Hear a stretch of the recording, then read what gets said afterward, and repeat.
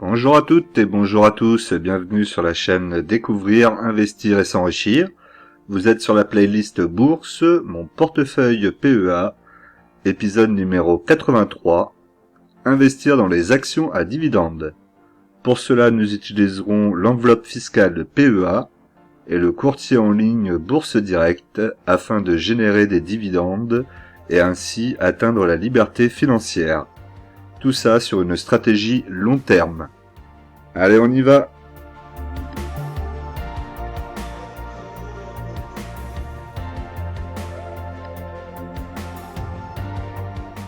Alors, au sommaire, nous aurons donc le point PEA, le tableau de dividendes, l'évolution du portefeuille, les questions-réponses, la situation du CAC 40 et le point PEA PME.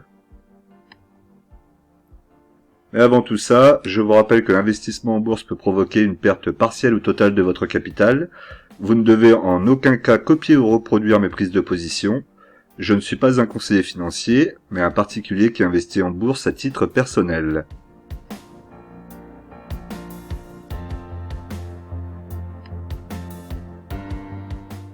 Alors, on se retrouve donc sur mon portefeuille PEA de chez Bourse Direct.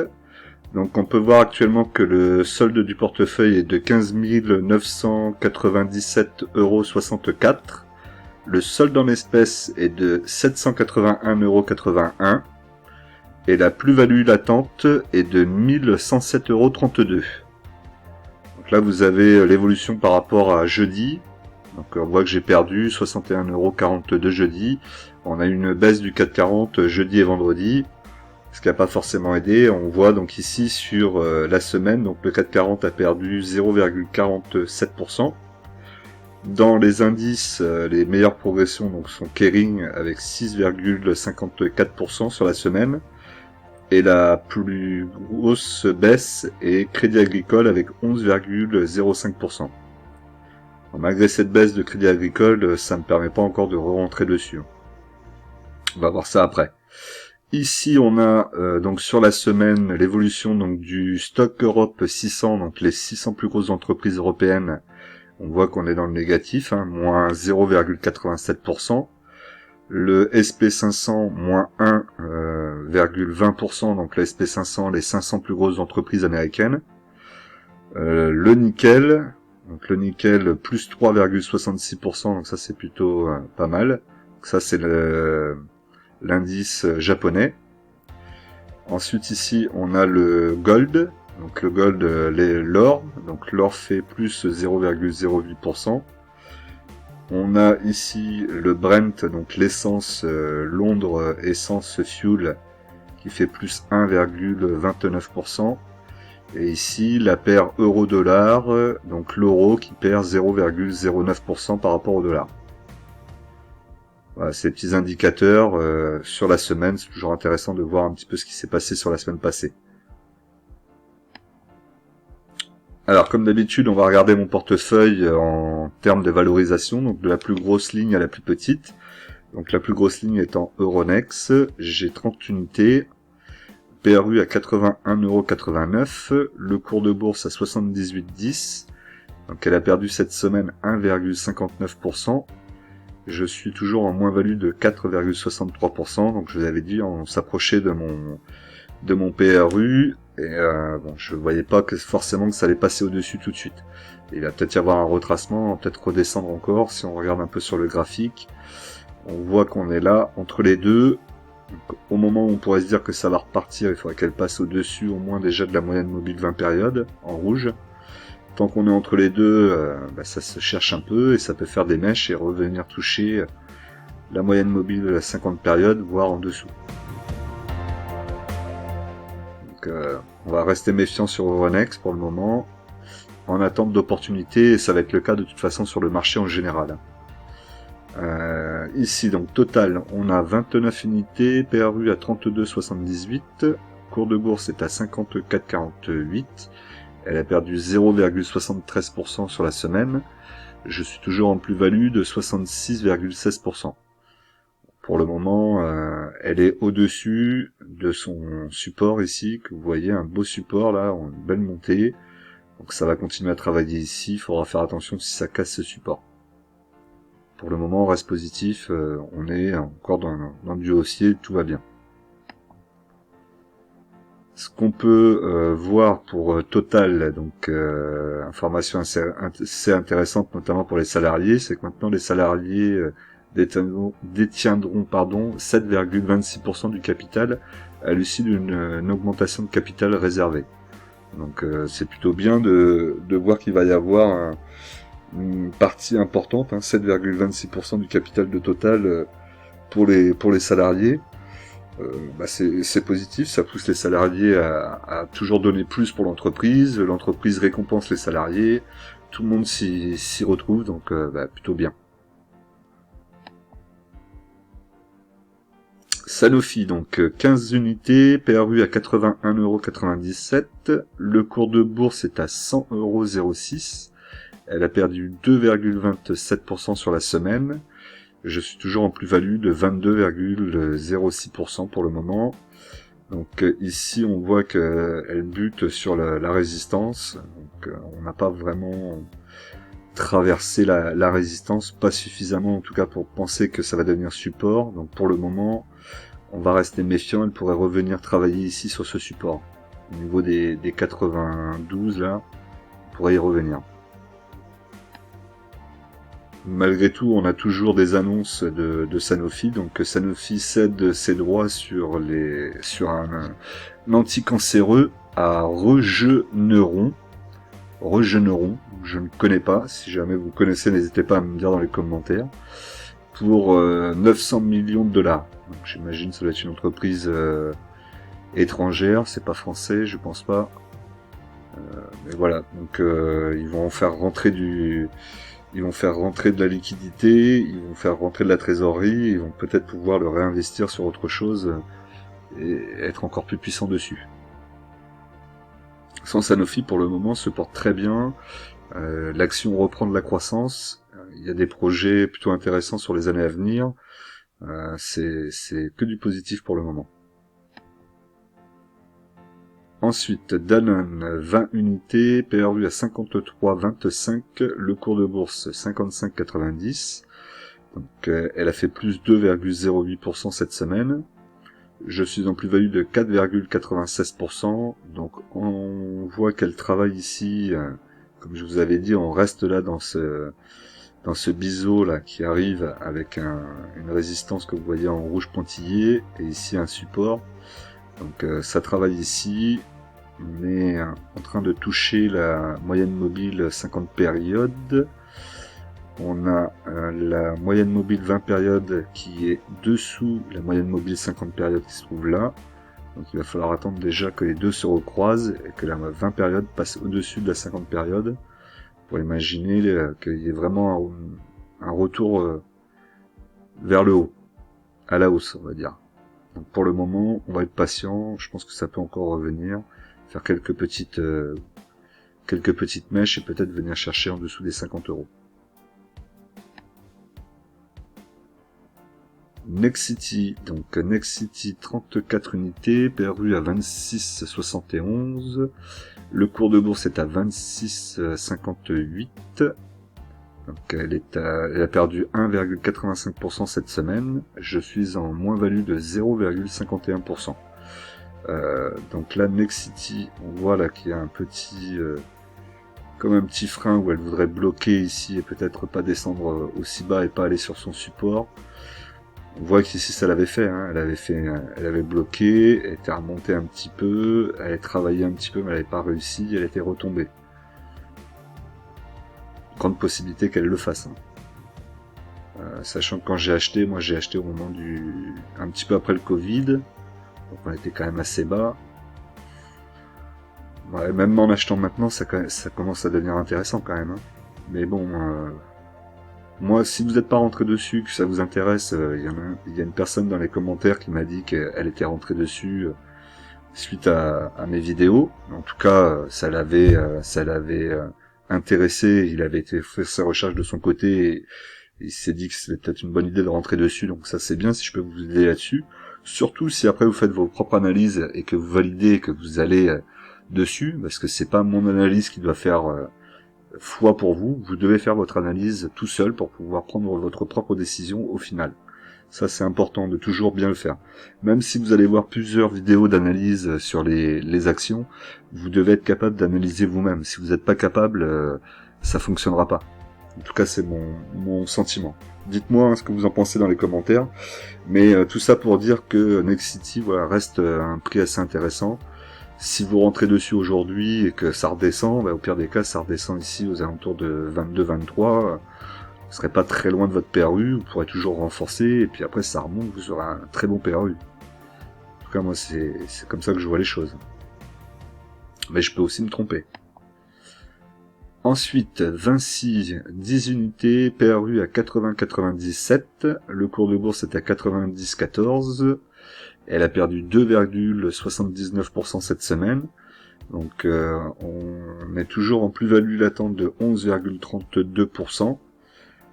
Bon, on voit que ça travaille ici, elle reste sur ce support que je vous avais indiqué déjà, on le voit ici le support, qu'elle reste sur ce support, est-ce qu'elle va descendre avec le support ou est-ce qu'elle va repartir et aller travailler la résistance? Pour le moment, il semblerait qu'elle ait plutôt envie de descendre sur le support, malgré, on le voit ici, le retour de la moyenne mobile 20 périodes au-dessus de la moyenne mobile 50 périodes, ce qui indique en principe un retour, en tout cas en période haussière.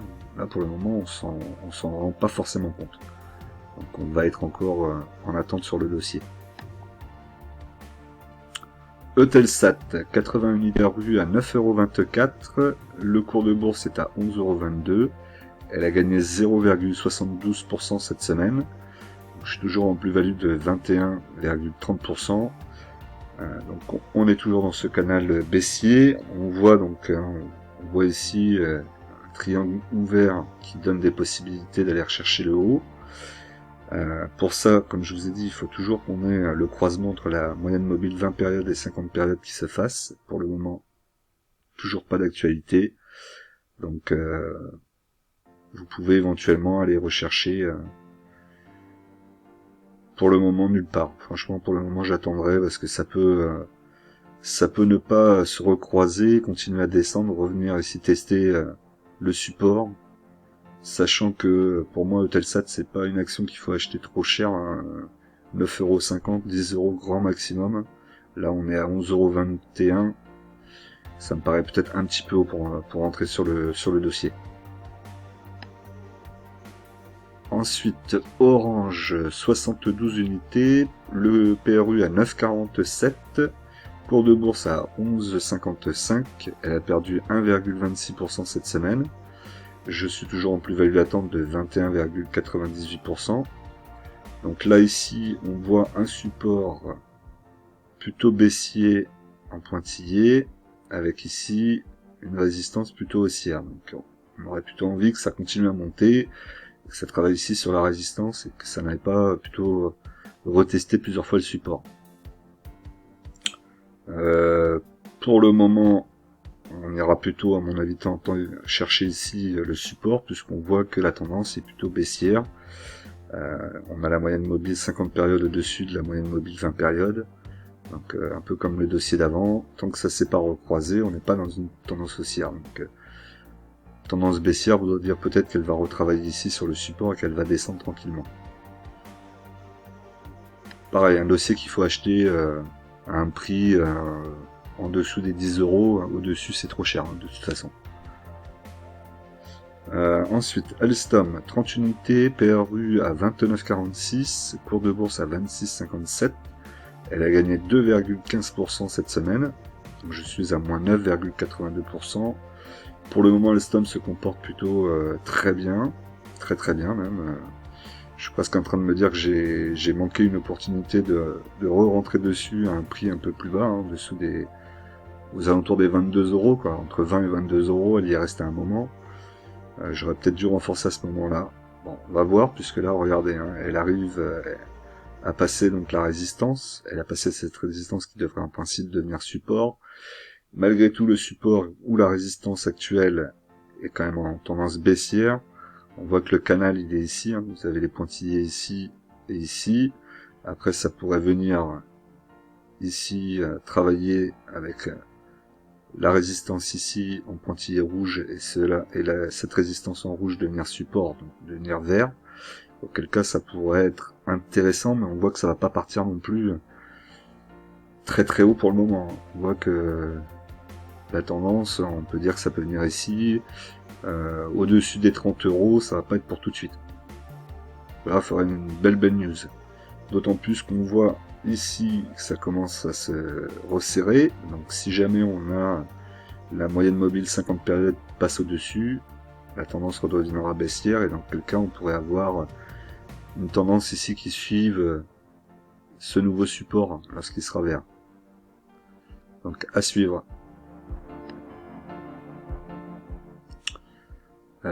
ST Micro, donc 20 unités, PRU à 29,88. Donc là le cours de bourse est à 36,89, pardon. Je suis à moins 1,02% sur la semaine. Et ma plus-value latente est de 23,45%. Donc là, on voit ici la résistance assez clairement, avec un beau petit creux ici, une belle petite montée. Donc là, ça a touché. Ici, on travaille. On a toujours la moyenne mobile 20 périodes qui est bien au-dessus. Tant que ça la casse pas, tout va bien. Au contraire, il faut essayer d'utiliser les mèches pour aller rechercher. Et quand ça va repartir, ce sera encore plus intéressant. On va monter. Je pense que c'est une action de toute façon qui montera dans les années à venir. Donc un peu la même problématique que pour Alstom. Il faudrait que j'en reprenne. Il faudrait pas que j'attende trop non plus. Il y a un moment où elle va partir. Mais vu la conjoncture, c'est assez difficile de savoir si il va pas se passer un truc un petit mini crash là dans les mois à venir, notamment au mois de septembre où on nous annonce un peu la catastrophe sur les marchés. Donc pour le moment, je vais plutôt, comme je vous ai dit, je vais plutôt être un peu en attente. Si vraiment il y a des grosses opportunités, j'essaierai de les saisir, mais je vais quand même essayer d'être assez safe en ce moment. Et plutôt encore continuer à chercher de la liquidité, puisque s'il doit se passer quelque chose en septembre, il vaudrait mieux que j'ai un peu de liquidité pour pouvoir en profiter.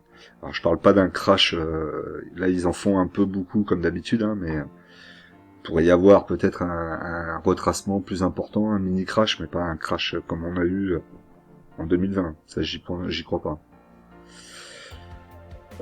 Score 30 unités, PRU à 25,78, le cours de bourse est à 24,35, du coup elle a perdu 3,56%, ce qui fait que je suis en moins-value de 5,56%.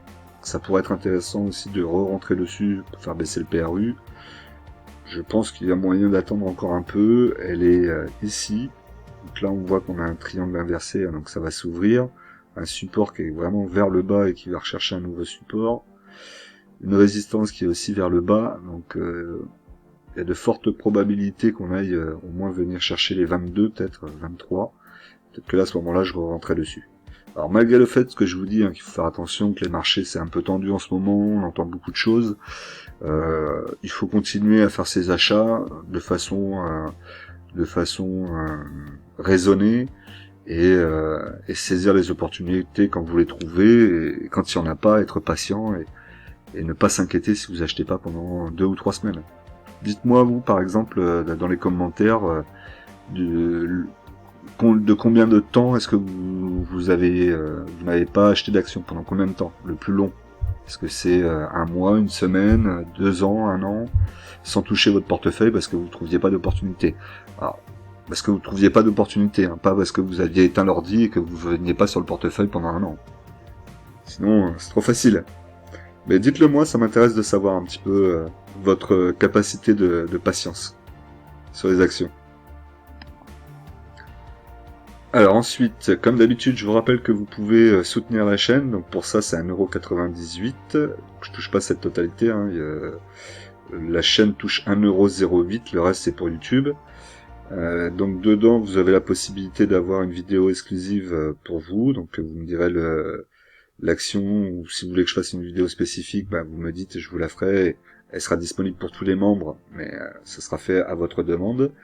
Dédicace aux membres, les priorités aux réponses commentaires et des sondages réservés aux membres.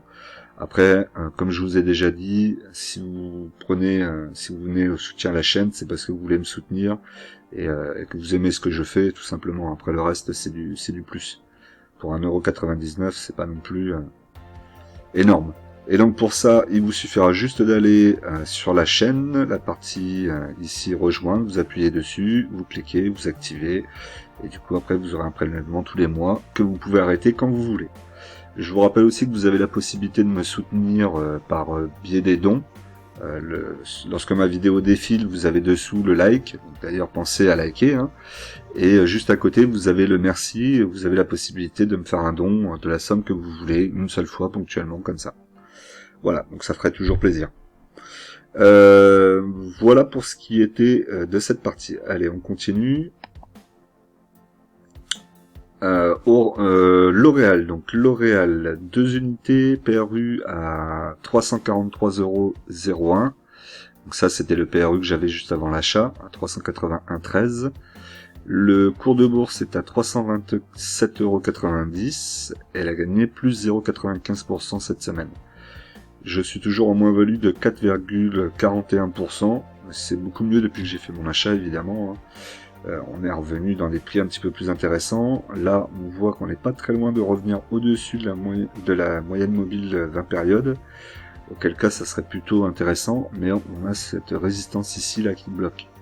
Donc, il va lui falloir peut-être un petit peu plus de force pour réussir à passer au-dessus et revenir et travailler là.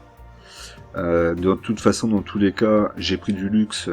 Pourquoi ? Parce que vous le savez comme moi, lorsque le 440 fonctionne, c'est souvent tiré par nos valeurs du luxe. Un peu comme pour le Nasdaq avec les valeurs GAFA.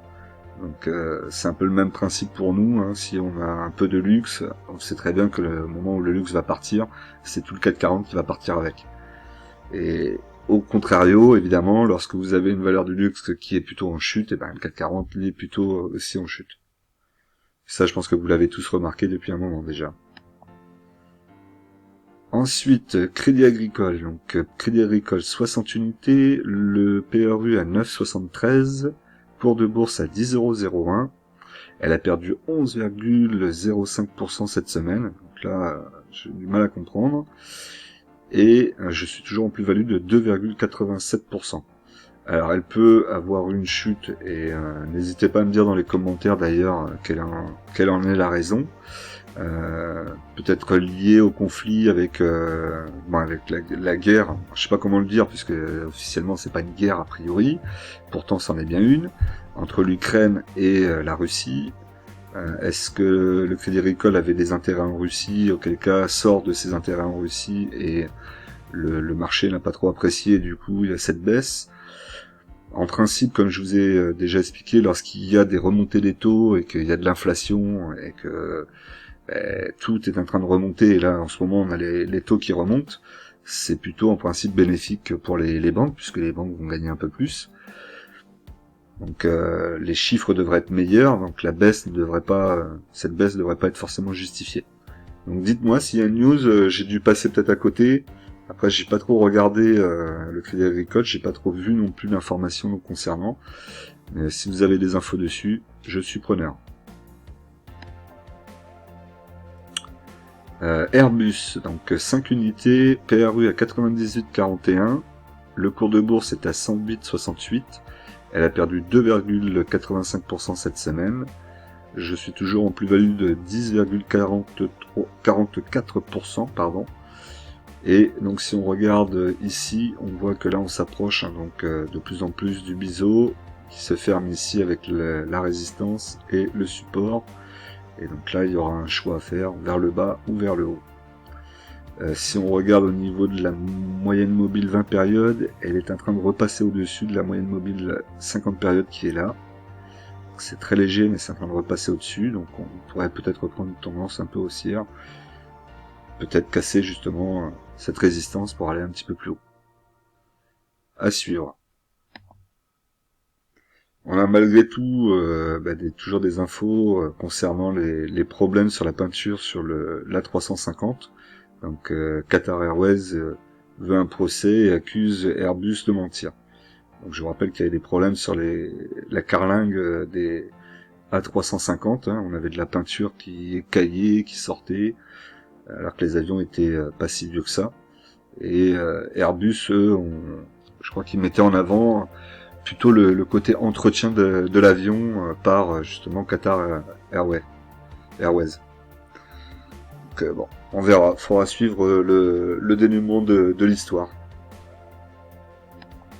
Ce sera une opportunité peut-être si c'est un petit peu négatif pour Airbus de re-rentrer dessus en dessous des 100 €. Ubisoft, donc 10 unités, PRU à 60,68, le cours de bourse est à 46,96, elle a perdu 3,04%, donc on pensait tous qu'elle était repartie, mais pas tant que ça, et je suis en moins-value de 22,62%. Toujours le même problème, hein, c'est qu'elle est ici sur cette résistance là, et il faut vraiment qu'elle arrive à la passer proprement, cette résistance, qu'elle devienne support, et auquel cas là on pourra imaginer peut-être monter au-dessus des 50 €. Et pour le moment c'est compliqué, tant qu'elle passe pas cette résistance ici là, ça va être très compliqué. Donc à suivre. En tout cas on renforce pas pour le moment, ça c'est sûr. Air Liquide, 2 unités, PRU à 138,16, le cours de bourse est à 161,80, elle a perdu 2,33% cette semaine, je suis toujours en plus-value de 17,11%, rien de bien méchant, on voit qu'elle continue à travailler, elle a tapé ici la résistance, elle redescend, elle va sans doute retravailler un peu le support, et puis ensuite repartir, et puis continuer à travailler, jusqu'à arriver ici dans ce biseau. Et là, il faudra qu'elle fasse un choix, soit passer dessous, soit passer au-dessus. Là, elle est déjà bien montée quand même, hein. C'est quand même intéressant. Je suis un peu, c'est un peu dommage d'en avoir si peu même. Schneider Electric, donc 2 unités, 128,88, cours de bourse à 129,98. Elle a gagné 1,71% cette semaine, et je suis en plus-value de 0,85%. Je pourrais considérer que c'est un bon prix pour acheter déjà, hein. Je suis pratiquement à mon prix, en PRU, c'est une belle société, mais je vais quand même attendre encore, parce que je voudrais essayer d'en acheter un peu plus, mais plutôt aux alentours des 120, même voir si il y a des possibilités d'aller un petit peu en dessous, ça serait pas plus mal. Là je rêve peut-être, mais on ne sait jamais s'il y a un mouvement de marché général sur news, comme je vous ai dit avec la Russie, ou les taux qui remontent trop rapidement, ou l'inflation qui s'accélère, ou je ne sais pas, ou le chômage, plein d'indicateurs qui peuvent être contrariants et qui peuvent faire peur au marché. On pourrait avoir une chute, et auquel cas ça pourrait être intéressant à ce moment-là. Évidemment, en dessous de 100 €, ça serait plus qu'intéressant.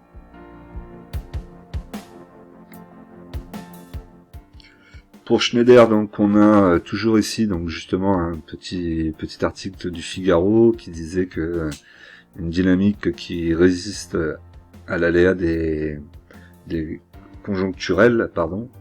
aléas conjoncturels. Je vais y arriver, et donc c'est ça qui était surprenant. Le recul du titre semble excessif, avec un premier trimestre meilleur qu'attendu, malgré un environnement dégradé par la Russie et la Chine. Parce que c'est vrai qu'il y a aussi la Chine. J'ai oublié de le dire, mais la Chine aussi mène bien aussi sa part du gâteau, et c'est pour ça aussi que je pense que beaucoup d'économistes pensent qu'il pourrait y avoir des problèmes en septembre. C'est qu'il va y avoir les répercussions de ce qui s'est passé en Chine aussi avec les confinements successifs. Tout va pas pouvoir être rattrapé tout de suite, et on va avoir forcément une sorte d'inertie qui va se former, et qui va faire que on va avoir la répercussion peut-être en septembre-octobre.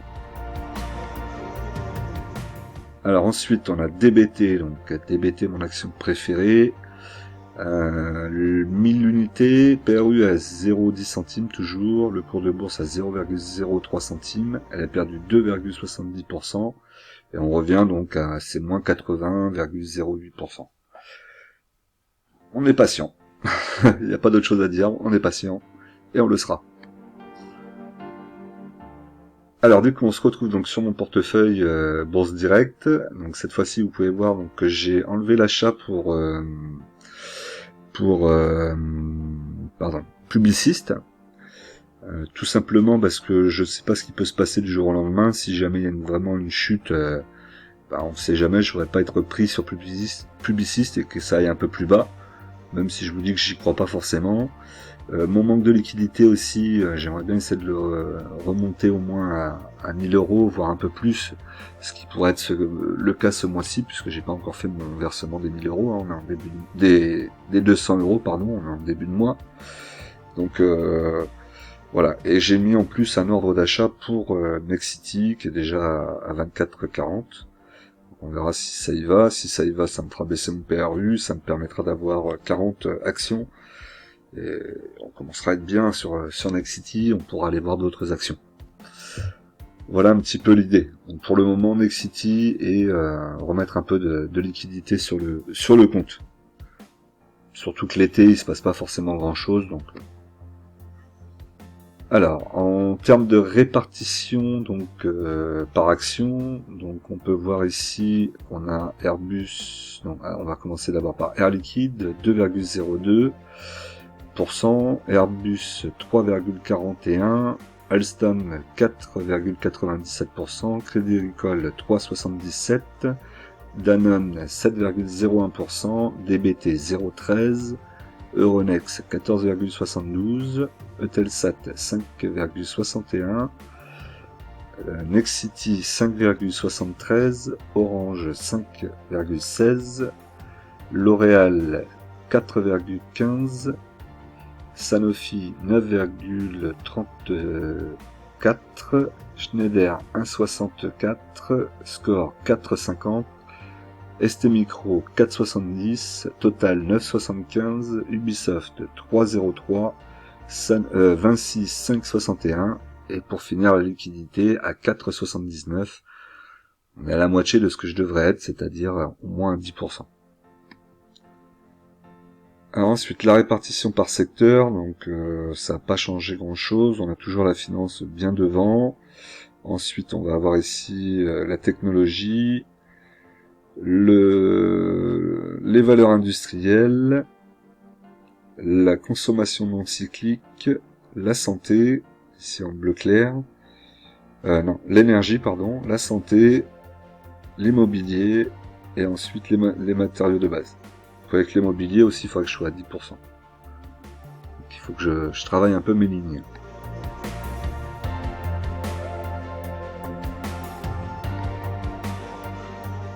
Alors, concernant mon tableau de dividendes, donc sur le PEA, donc on peut voir que là, j'ai reçu la totalité de tous mes dividendes du mois de mai. Donc j'ai eu sur le mois de mai 297,90 € de dividendes, ce qui est plutôt très bien, puisque je double par rapport à la dernière à 141,38. Donc là, c'est très bien. J'ai reçu aussi cette semaine donc le premier dividende depuis que j'ai créé Agricole à 63 €. Ici, là, je l'ai eu le premier. Donc voilà, il va rentrer dans la case du mois de juin, ce qui va faire que sur le mois de juin aussi, je ferai plus de dividendes que j'ai fait l'année dernière. Là maintenant, avec les 63 €, j'ai dépassé donc la valeur du dividende total que j'ai touché l'année dernière, soit 427,62 €. Donc tout le reste des dividendes maintenant que je vais toucher, ça sera plus par rapport à l'année dernière. Et je vous montre ça du coup sur mon historique de compte. Donc ici vous pouvez voir Crédit Agricole 63 € ici, combien été versé en coupon, et là vous avez l'intégralité du mois de mai. Je vais essayer de vous montrer mon historique de compte chaque semaine. S'il y a quelque chose, après s'il n'y a rien, ça vaudra peut-être pas la peine de le voir, mais vous le verrez au moins en fin de mois. Je vous mettrai toutes les actions, toutes les opérations, je cherchais le mot, que j'ai eu dans le mois. Comme ça, au moins, vous pourrez voir que je vous mens pas et que vraiment je fais transparence maximum avec vous.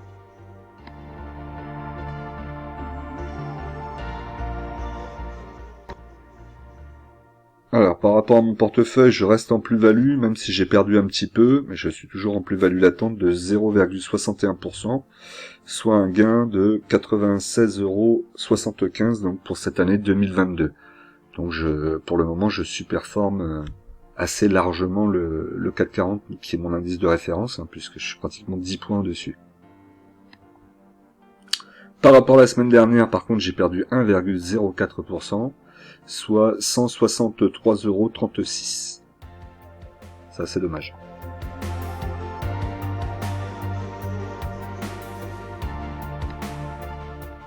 Alors, par rapport aux questions-réponses, donc c'est une question de Maxime qui me demande qu'est-ce que je pense de Sodexo.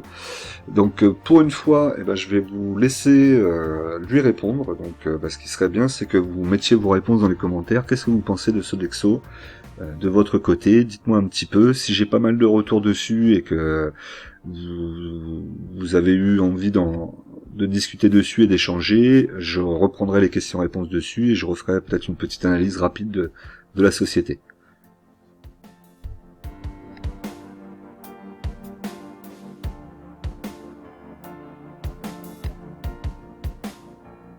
Alors, par rapport au 440, donc comme je vous disais, hein, là actuellement le 440, lui est en négatif à moins 9,33%, donc moi je suis en positif, j'ai un peu plus de 10% par rapport au 440, donc qui est mon indice de référence.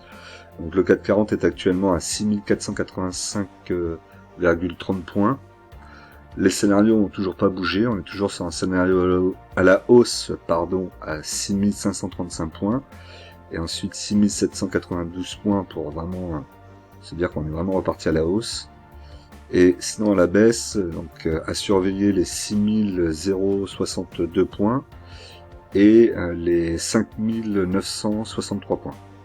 Déjà quand on sera en dessous durablement des 6062 points, je pense qu'on pourra se dire que ça va aller en dessous des 6000 points. On n'en a pas été loin, hein, il n'y a pas longtemps, mais ça n'a pas tenu, ça n'a pas voulu aller plus bas surtout.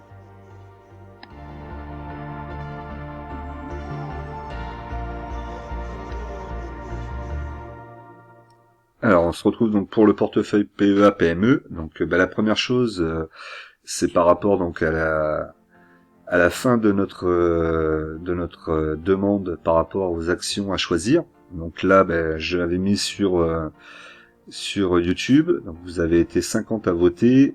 Vous voyez que la répartition quand même 34 pour Calré, 34 pour Bastide, 32 pour Carbio. Là, heureusement que j'en avais mis un autre. Donc celui-là, c'est le même, mais sauf que celui-là, c'est sur mon Telegram. Et donc là, sur le Telegram, on voit que ça se différencie plutôt avec Bastide et Carbio. Donc si je reprends les deux, on a toujours Bastide en premier, quoi qu'il arrive dans les deux. Donc on va partir sur Bastide. Je vais pas l'acheter tout de suite, je vais regarder l'action et la semaine prochaine je vais vous dire un petit peu, on mettra peut-être notre premier ordre d'achat sur Bastide. Après je ferai pas non plus une énorme ligne dessus, on fera une ligne raisonnable et on n'y touchera plus et on verra après sur long terme. Là c'est le moment aussi de pas hésiter à me dire dans les commentaires à quel prix est-ce que vous voyez acheter Bastide, n'hésitez pas là. Parce qu'on le fait ensemble l'achat, donc je compte sur vous pour que ça soit un achat qui me rapporte sur long terme évidemment.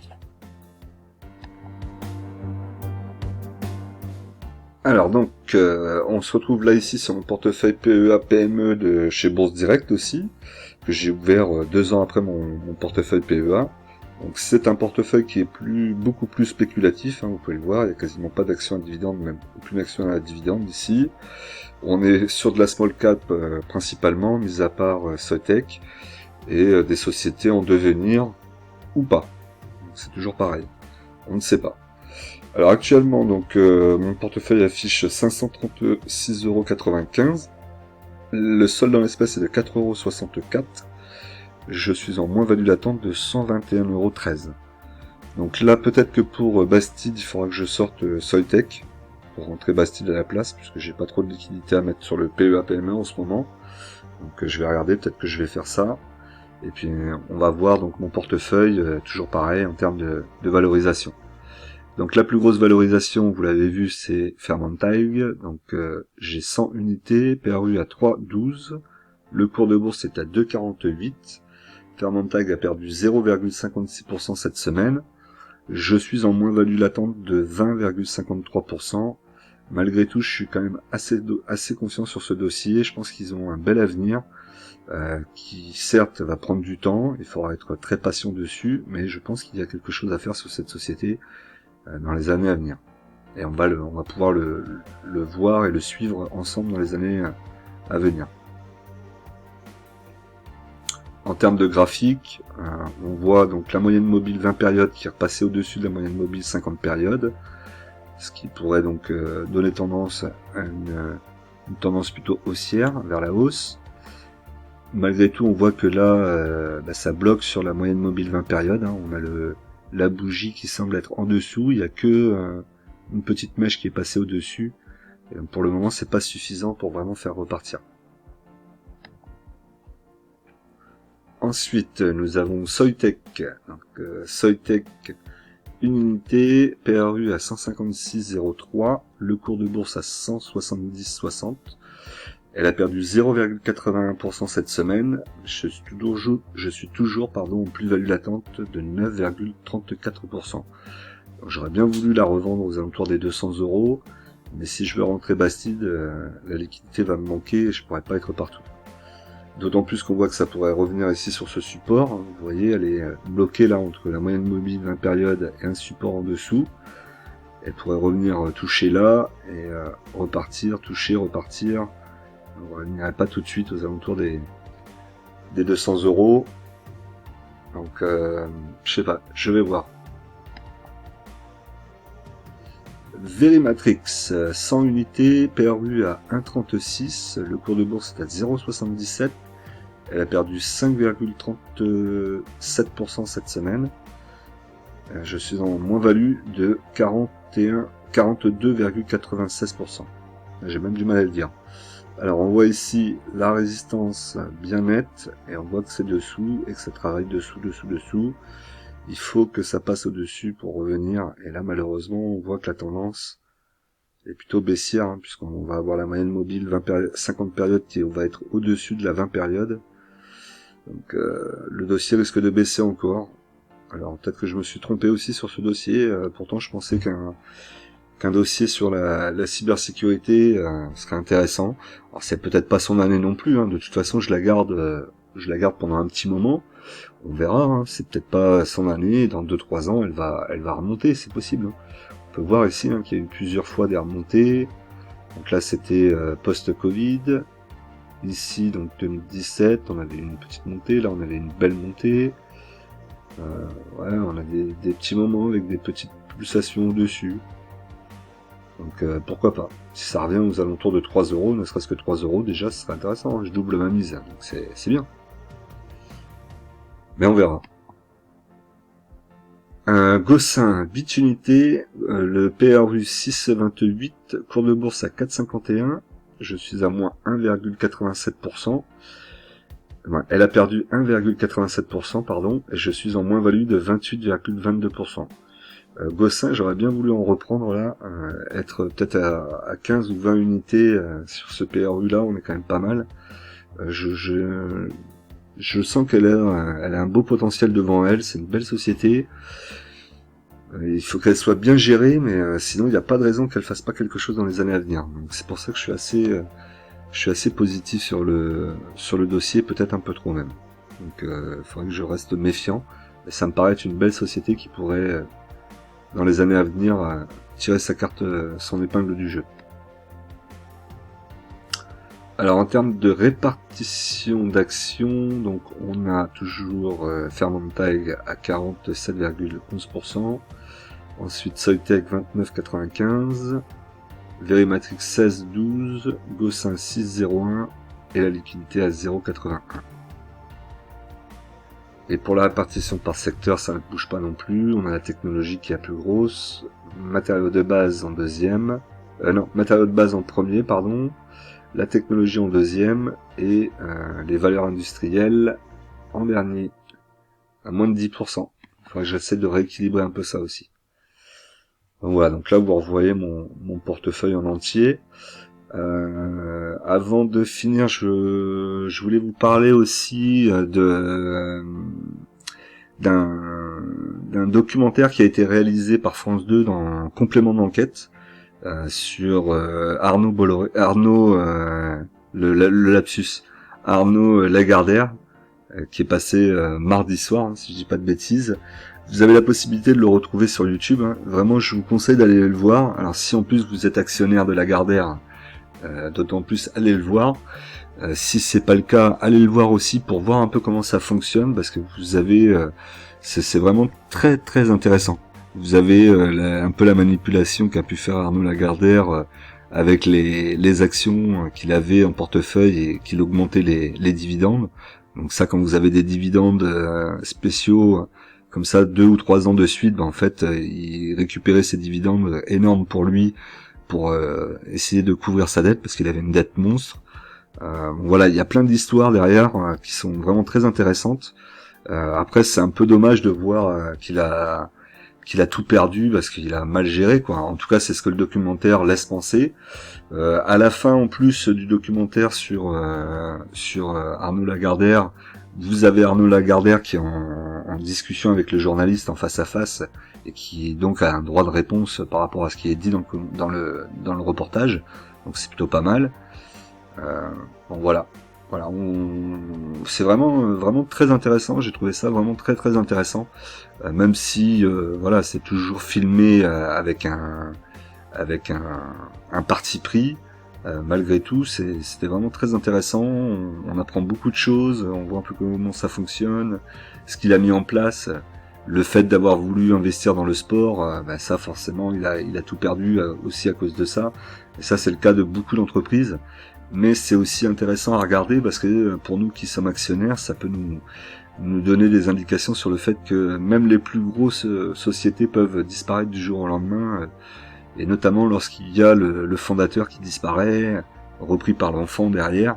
Alors je dis pas que tous les enfants derrière font n'importe quoi et qui crament la boutique, hein, parce que c'est pas souvent le cas, hein. Mais là, en l'occurrence, il a fait du sale quand même, hein. Il avait un beau bébé dans les mains, il avait tout pour lui et il a fait du sale. Moi, je dis qu'il a fait du sale. Dites-moi un peu dans les commentaires, hein, ça m'intéresse si jamais vous l'avez regardé, le documentaire sur Arnaud Lagardère. Et donc, du coup, j'ai fait le lapsus avec Bolloré parce qu'il a été racheté par Bolloré. Donc là, maintenant, c'est officiel, hein, il est racheté par Bolloré. Donc, Bolloré est bien propriétaire via la société Vivendi qui a racheté Lagardère, le groupe Lagardère. Et donc Arnaud Lagardère reste PDG quand même pendant 6 ans pour que voilà, ce soit pas non plus une honte totale pour lui, sachant qu'en plus, et ça vous verrez aussi dans le documentaire, c'est que son père avait protégé sa position avec un système spécial pour la société qui faisait que les actionnaires ne pouvaient pas le virer, en fait. Son statut de PDG et de décisionnaire de l'entreprise était bloqué par un statut juridique particulier et du coup son fils Arnaud Lagardère l'avait récupéré aussi, ce statut, et il a tellement mal géré ses finances personnelles qu'il s'est endetté à des sommes monstrueuses et que du coup il était pris à la gorge et il a été obligé de revendre ce statut et accepter la vente de ce statut. Je crois d'ailleurs c'est Bolloré qui le rachète. C'est fou, quoi. C'est fou d'en arriver là. C'est dingue. Franchement, c'est dingue. Donc vraiment, je vous conseille vraiment de le regarder. C'est vraiment très intéressant. En tout cas, moi, je l'ai trouvé très intéressant comme documentaire. Encore une fois, hein, c'est pas forcément la réalité précise, mais en tout cas, je pense qu'on est très proche de la vérité. Parce que d'ailleurs, vous avez Arnaud Lagardère qui essaie de se justifier après la fin, et les justifications, elles sont pas toujours très très correctes. Notamment que son père serait fier de ce qu'il a fait aujourd'hui. À la fin, il essaie d'expliquer qu'au final, son père serait content de ce qu'il a fait.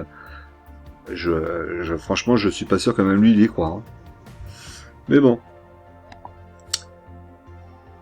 Alors, donc, sur le portefeuille PEA-PME, je suis en moins-value, pardon. On est toujours marqué plus-value, c'est l'habitude, hein, mais en fait, non, c'est une moins-value. Donc moins-value de 2,4%. Donc, ça m'arrive pas souvent d'être en moins-value sur le portefeuille PEA-PME. C'est le cas. Et donc j'ai une perte de 13,05%. 0,5 centimes, pardon. Alors comme d'habitude, je vous rappelle qu'en investissement, les impatients payent pour les patients. Nous, on se retrouve tout de suite dans une nouvelle vidéo.